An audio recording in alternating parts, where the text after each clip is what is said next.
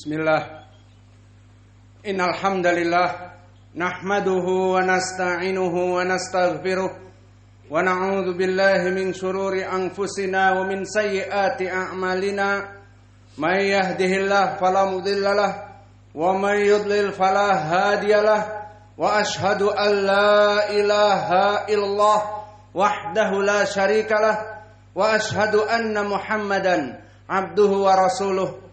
Ya ayyuhalladzina amanu taqullaha haqqa tuqatih wa la tamutunna illa wa antum muslimun. Ya ayyuhan nasu taqu rabbakumul ladzi khalaqakum min nafsin wahidah wa khalaqa minha zawjaha wa batha minhuma rijalan katsiran wa nisaa. Wattaqullaha alladzi tasaaluna bihi wal arham.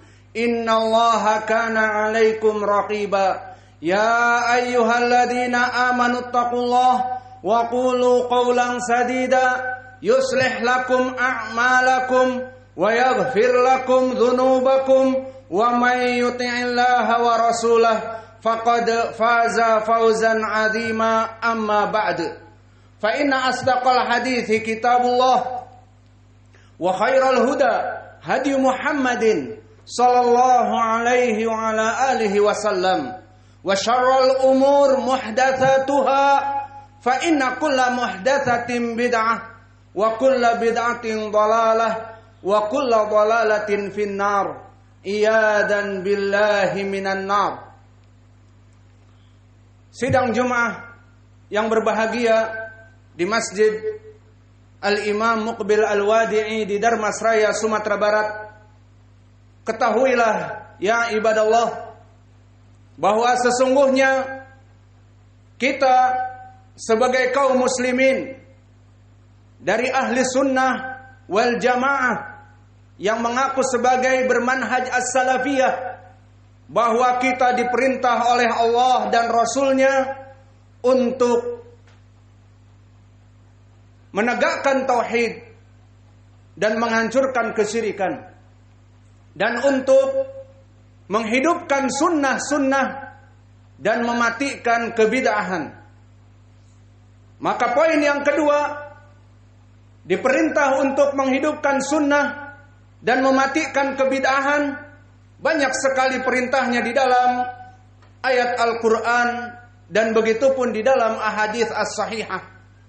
Adapun di dalam ayat Al-Quran Allah berfirman, wa ma atakumur rasul fakhudhuh wa ma nahakum anhu fantahu. Apa-apa yang datang dari Rasul kalian dari perintah yang wajib ataupun sunnah, fakhudhuh, diperintahkan dengan fi'lun amr. Khudhu, fi'lun amr yang asalnya bermakna wajib. Maka ambillah, laksanakanlah dari sunnah-sunnah yang datang dari Nabi Muhammad sallallahu alaihi wa ala alihi wasallam. Dan begitu pun di dalam ayat Al-Quran juga bahkan datang dengan ancaman yang keras.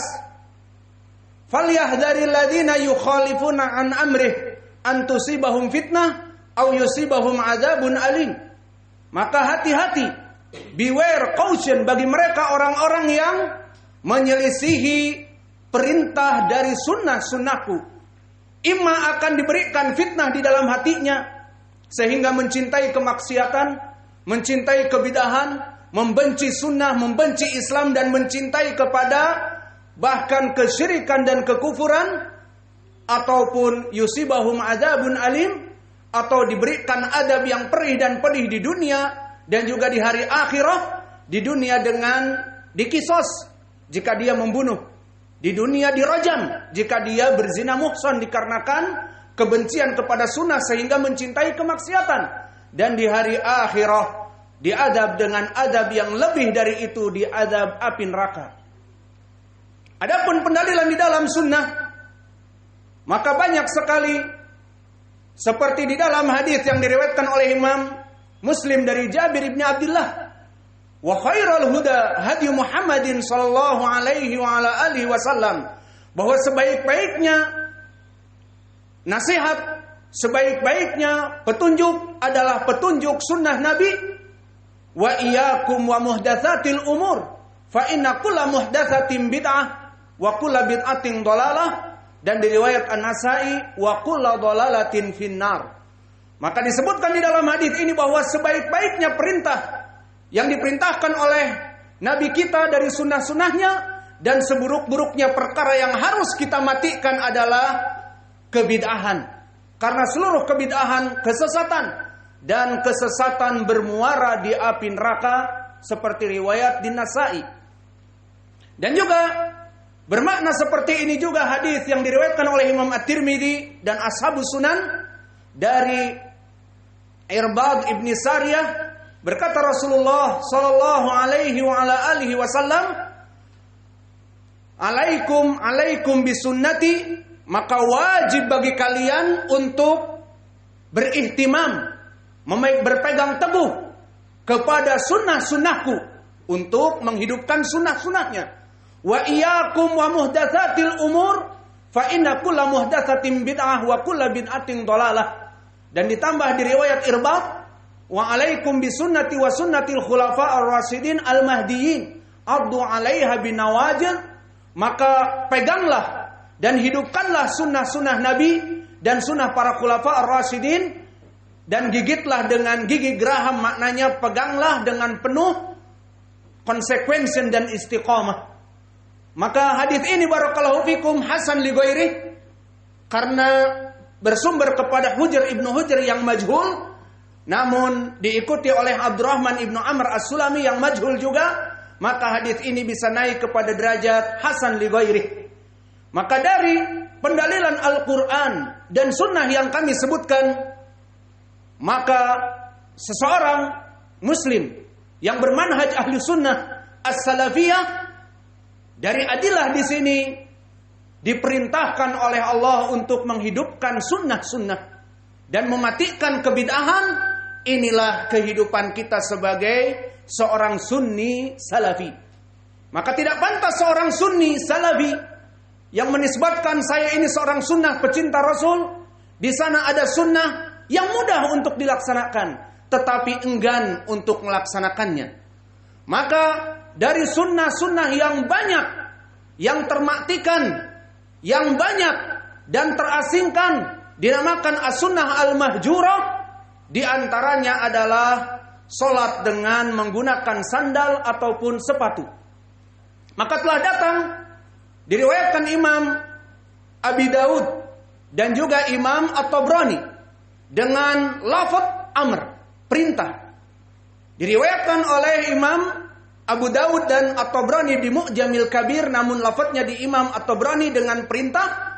Berkata Rasulullah sallallahu alaihi wa ala alihi wasallam dari sahabat Shaddad ibnu Aus, di mana disebutkan oleh Nabi, sallu fi ni'alikum khaliful yahud. Salatlah dengan sandal-sandal kalian menyelisihi orang-orang Yahud. Dan diriwayatkan oleh Ibnu Hibban dengan lafaz sallu fi ni'alikum khaliful yahud wan nasara. Selisihlah kelompok orang Yahud dan Nasara dalam peribadatan salat mereka, fa innahum la yusalluna bi ni'alihim wala khifafihim. Karena mereka tidaklah salat dengan sandal-sandal dan sepatu-sepatu mereka.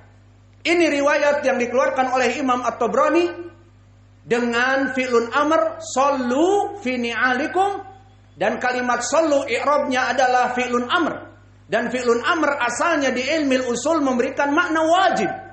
Maka di sini diperintah untuk kita menyelisihi al-Yahud dan di riwayat An-Nasara dari salat-salat kita. Dan bahkan di riwayat Abu Daud dengan jelas kita ini diperintah untuk menyelisihi mereka orang kufar wal musyrikin, di mana disebutkan di dalam riwayat Abu Daud khaliful yahuda wan nasara. Maka selisihilah orang-orang Yahud dan Nasara, fa innahum la yusalluna fi ni'alihim wala khifafihim, karena mereka tidak salat dengan sandal dan sepatu mereka. Maka bagaimana kedudukan hadis ini? Kedudukan hadis ini diriwayatkan oleh Imam Abi Daud serta Imam At-Tabrani di Mu'jamil Kabir dan yang lainnya, yang mana jalannya bertumpu kepada Ibnu Maimun an Ya'la Ibni Shaddad Ibnu Aus dari bapaknya Shaddad Ibnu Aus, yang mana Shaddad Ibnu Aus adalah seorang sahabi. Maka di sini sanadnya sahih, semua rijalnya sahih, dan telah disahihkan oleh Syekh kami Muqbil Al-Wadi'i Al-Muhaddits di era now, di kitabnya As-Sahih Al-Musnad, dan juga di kitabnya Masru'iyati Salati bin Ni'al. Maka hadis ini adalah hadis yang sahih. Maka dari hadis ini ada permasalahan, apakah lafaz amr yang ada di dalam lafaz sallu fi ni'alikum yufidu bihil wujub, memberikan makna wajib, dan apakah makna lafaz di Sunan Abi Daud khaliful yahud fi'lun amr yang maknanya wajib bagi kita untuk menyelisihi Yahud dalam salatnya, yang mana mereka tidak pernah menggunakan sandal dan menggunakan sepatu. Maka jawabnya di sini, asal dari perintah fi'lun amr memberikan makna wajib, dan dia tidak turun kepada sunnah kecuali di saat datang sharif, datang hadis-hadis lain ataupun Al-Quran yang memalingkan dari kewajibannya menjadi sunnah. Maka apakah di sini ada yang memalingkan menjadi sunnah? Ada.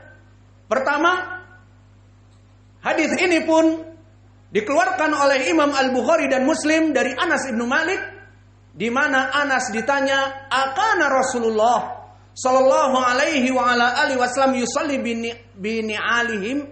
bini'alih, apakah Nabi dulu melaksanakan salat dengan ni'alnya, dengan sandalnya? Dijawab oleh Anas, na'am.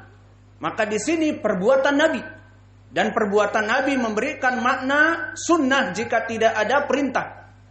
Dan begitu pun dari sharif yang lebih jelas dari pemaling dari kewajiban, maka telah datang diriwayatkan oleh Imam Abi Daud dan juga oleh Imam Ibnu Majah dari jalan Amr ibnu Shu'aib an abihi an jiddihi.